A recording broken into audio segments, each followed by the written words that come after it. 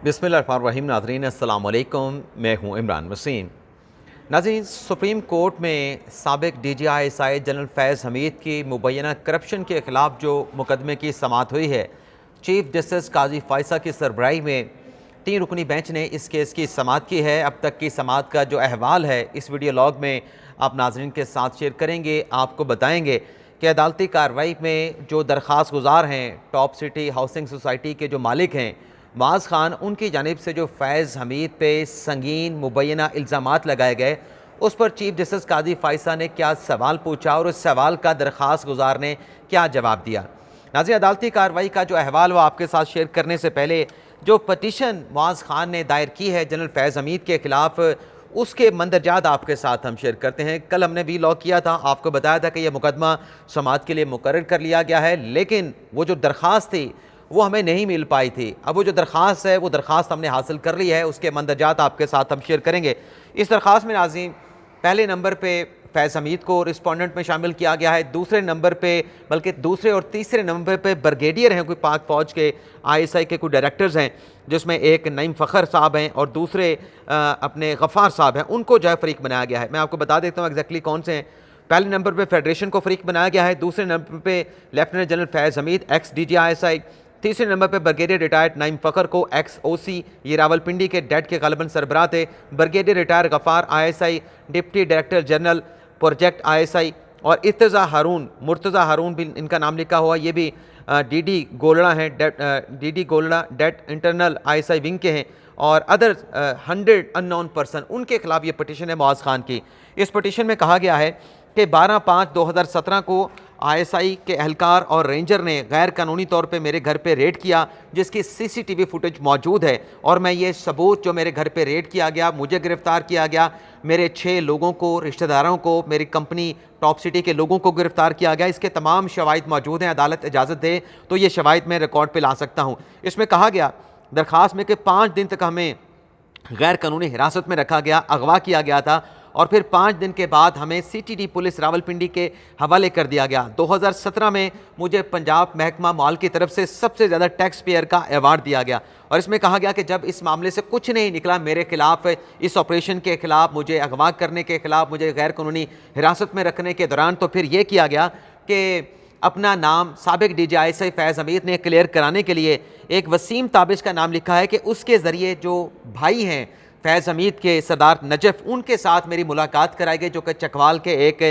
चाय खाना में हुई। और जब मैं वहाँ पे गया तो नजफ़ हमीद पहले से वहाँ पे मौजूद थे, और इस मुलाकात में जो फैज़ हमीद के भाई थे नजफ़ हमीद मुझसे माफ़िया मांगते रहे और कहते रहे कि सारे मामले से जो DGI हैं, जो उनके भाई हैं फैज़ हमीद, उनका कोई ताल्लुक़ नहीं है। और आगे चल के कहा गया कि जो केस मेरे खिलाफ फ़ाइल किया गया अदालतों में, उसमें मेरी बरीयत होगी। ट्रायल कोर्ट ने मुझे बरी कर दिया, हाई कोर्ट ने मुझे बरी कर दिया, और इस सारे मामले में जो ब्रिगेडियर, एक और ब्रिगेडियर का नाम लिया गया है कि हामिद अली बशीर खान ने मुझसे रब्ता किया, मुझसे नहीं मेरे कज़न के साथ रब्ता किया, उसको अपारा में बुलाया, और उससे कहा गया कि कुछ जो जेवरात हमने मुआज़ खान के घर से उठाए थे जब रेड किया गया था, वो हम वापस करने के लिए तैयार हैं, लेकिन जो डेटोना गोल्ड था, मतलब कोई महंगा सोना होगा किसी ब्रांड का, उसका जिक्र किया गया, डेटोना गोल्ड, और बड़ी रकम जो मेरे घर से उठाई गई थी, ह्यूज अमाउंट, वो फैज़ हमीद ने वापस करने से इनकार कर दिया, और 4 करोड़ रुपए मुझसे कैश मांगा गया। व्हाट्सएप के पैगामात मौजूद हैं, मुझसे 4 करोड़ रुपए कैश में मांगा गया कि आप मुझे दें, और एक आप न्यूज़ चैनल आया था, उसको स्पॉन्सर करने का भी मुझे कहा गया कि आप इस चैनल को स्पॉन्सर करें, और उसमें कहा गया कि 4 जो टोयोटा की गाड़ियाँ थी वो ले गए थे, वो भी मुझे वापस कर दी गई, ऑफिस का रिकॉर्ड भी मुझे वापस कर दिया गया, लेकिन बहुत बड़ी अमाउंट और कुछ और ऑर्नामेंट जो है वापस नहीं किए गए। और इस दरख्वास्त में कहा गया कि इस सारे रेड में जो गैर कानूनी मेरे घर पे ISI के एहलकारों ने और रेंजर के एहलकारों ने छापा मारा, इसमें तमाम जो असल जो खिलाड़ी हैं फैज़ हमीद हैं, उनके साथ नईम फ़खर हैं जो कि ब्रिगेडियर रिटायर्ड हैं, इर्तज़ा हारून हैं, सरदार नजफ़ हमीद जो कि सरदार फैज़ हमीद के भाई हैं, वो भी शामिल हैं, वसीम ताबिश शामिल हैं, जाहिद महमूद मलिक शामिल हैं, और मोहम्मद मुनीर नामी एक शख्स शामिल है, और 100 लोगों का नाम अलग से उन्होंने लिखा हुआ है। और इस दरख्वास्त में कहा गया कि ये जो हमें टॉर्चर किया गया, जो हमें सदमा पहुंचाया गया, गैर कानूनी इलीगल कन्फाइनमेंट में रखा गया, इससे मेरे ससुर जो है वो इंतकाल कर गए, मेरे जो ब्रदर इन लॉ थे वो ट्रॉमा में रहे कई महीनों तक। 100 बिलियन का हमारे जो हाउसिंग सोसाइटी है मजमूई तौर पे अगर हम कलेक्ट करें तो 100 बिलियन का हमारा नुकसान हुआ। तो इस दरख्वास्त में जो मुआज़ खान है उन्होंने अदालत से, चीफ जस्टिस काजी फ़ायसा के बेंच से ये दरख्वास्त की है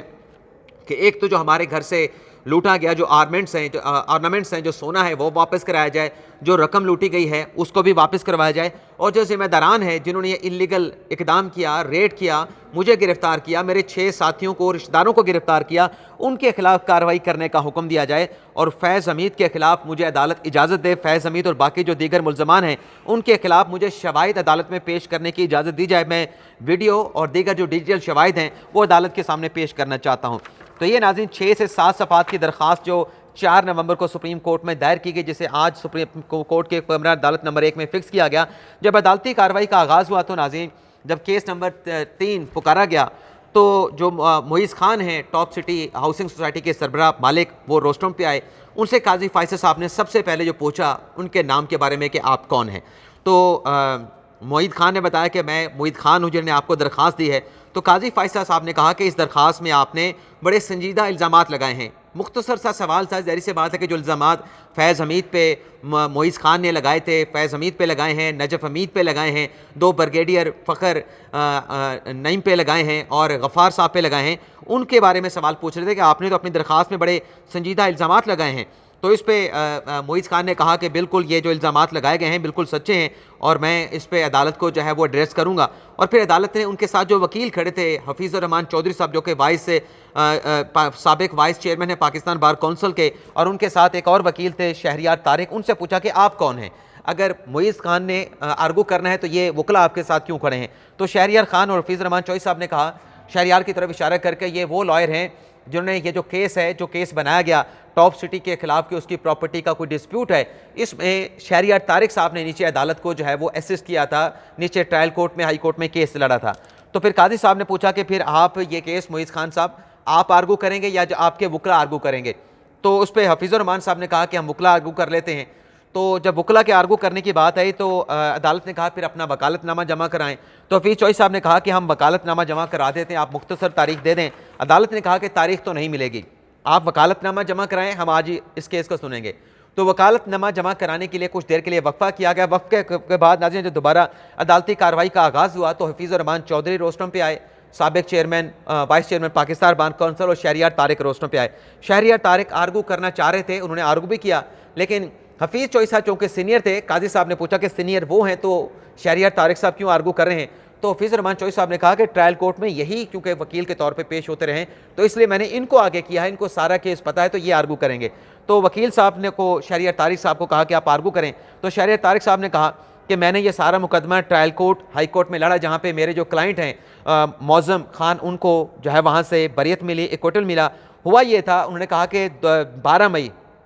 2017 को हमारे घर पे रेड किया गया, मेरे मौक्कल के घर पे रेड किया गया और मेरे मौक्कल को और उसके साथ दीगर जो रिश्तेदार थे, कंपनी के लोग थे, उनको अगवा कर लिया गया। काजी फ़ाइज़ साहब ने पूछा कि हम क्या करें इस मामले पे। तो उससे वकील ने कहा कि हमारी इस्तदा ये है कि वजारत दिफा जो हुकाम है जिनको हमने रिस्पॉन्डेंट शामिल किया है, फैज़ हमीद हैं या ब्रिगेडियर रिटायर्ड हैं, वो डायरेक्टली लिंक करते हैं, वो सब्जेक्ट है वजारत दिफा का। तो आप वजारत दिफा को हुक्म करें, मजाज अथॉरिटी है, मजाज वजारत है, आप उनको इस मामले की इंक्वायरी करने का आप कह सकते हैं। काजी साहब ने पूछा कि क्या हमने इस मामले का पहले कॉग्निजेंस कभी माजी में नोटिस लिया था। तो इस पर वकील साहब ने कहा कि नहीं, माजी में आपने इस केस का कभी नोटिस नहीं लिया। तो काजी फ़ाइज़ साहब ने कहा कि हमारे सामने 2 दरखास्तें हैं, एक दरखास्त 2018 की है जो कि जाहिदा जावेद असलम की है, एक दरखास्त आपने दी है। तो इस पर वकील ने कहा कि 8 जून 2018 को जो जाहिदा परवेज़ वाला केस था वो डिस्पोज ऑफ कर दिया गया था। अतर मिनल्ला साहब ने कहा कि ये जो केस आपने फ़ाइल किया है या जो जाहिदा जावेद असलम ने फ़ाइल किया था, क्या इस पर आर्टिकल 184(3) का नंबर लगा है। तो नंबर नहीं लगा हुआ था। तो हफीज़ुर रहमान चौधरी साहब ने कहा कि हमें यह केस समझने के लिए और अदालत को समझाने के लिए आप तारीख दे दें, आइंदा समात में हम तमाम चीज़ें अदालत के सामने रखेंगे। तो काजी साहब ने कहा कि आप घर चले जाएँ, अगर आपने केस को आर्गू नहीं करना चाहते, आपको केस आज ही आर्गू करना पड़ेगा, हम तारीख नहीं देंगे। अब ये जो नाज़रीन जाहिदा जावेद असलम का नाम सामने आया है, 2018 में उस वक्त जो साबिक चीफ जस्टिस से साकिब निसार साहब, उनके दौर में जाहिदा जावेद असलम ने दरख्वास्त दी थी, खातून जो कि बरतानिया में मुकीम है, उनकी जानिब से दरख्वास्त दी गई थी कि ये मेरी प्रॉपर्टी है, मेरी मलकियत है, जहाँ पे टॉप सिटी का प्रोजेक्ट हाउसिंग सोसाइटी बनाई गई है, लेकिन मुझसे ये गैर कानूनी तरीके से ये सोसाइटी, ये सारी ज़मीन जो है वो हथिया ली गई है। तो इस पर साकिब निसार साहब ने कार्रवाई की थी, FIA से इन्वेस्टिगेशन भी कराई थी, लेकिन वो फिर मामला वहाँ पे ठप हो गया था। दरख्वास्त गुजार के वकील तो कह रहे थे कि उसमें हम अदालत ने डिस्पोज ऑफ कर दिया था, लेकिन अदालत ने कहा कि मामला अभी पेंडिंग है। तो वो जो ज़ाहिदा जवेद वाला मामला है उस पर ग़ालिबन ट्रायल कोर्ट में प्रोसीडिंग हो चुकी है, जिसके बारे में वकील बात कर रहे थे। लेकिन अब समाअत में वक्फा है और 11:30 बजे के बाद जब दोबारा अदालती कार्रवाई का आगाज़ होगा, उसमें जो भी होगा अदालती कार्रवाई में, जो भी सवालात होंगे, जो भी डायरेक्शन, जो भी अहकाम, जो भी फैसला होगा, वो अगले वीडियो लॉग में आपके साथ हम शेयर करेंगे। अब तक ले इतना ही, इजाज़त चाहते हैं। अल्लाह हाफ़िज़।